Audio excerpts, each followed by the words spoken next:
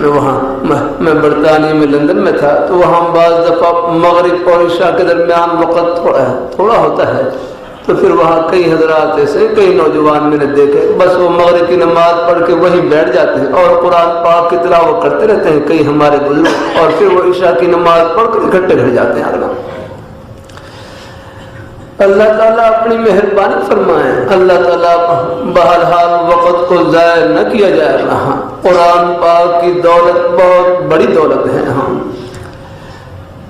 ہمارے والد صاحب رحمۃ اللہ علیہ، میں نے دیکھا قرآن پاک کے بڑے پکے حافظ تھے، میں پوری زندگی ان کو سوائے ایک مرتبہ کے ناظرہ قرآن پاک پڑھتے نہیں دیکھا، ہمیشہ زبانی پڑھتے تھے۔ باہر زبانی پکا یاد ہو، پھر بھی کبھی کبھی دیکھ کر قرآن پاک پڑھ لیں، یہ بھی اللہ تعالیٰ کی رحمت کا ذریعہ ہے۔ الحمدللہ قرآن پاک زندہ جاوید معتبر رہا ہے۔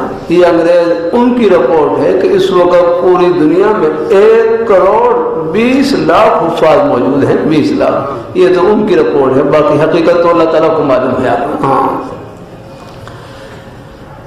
اللہ تعالیٰ اپنی مہربانی فرمائے، اللہ ہمارے بچے کوئی تیرا دوسرے سکول کالج کے ماحول میں بھی ہوں لیکن ناظرہ قرآن پاک تو سب پڑھیں، اور مجھے امید ہے پڑھ رکھا ہوگا۔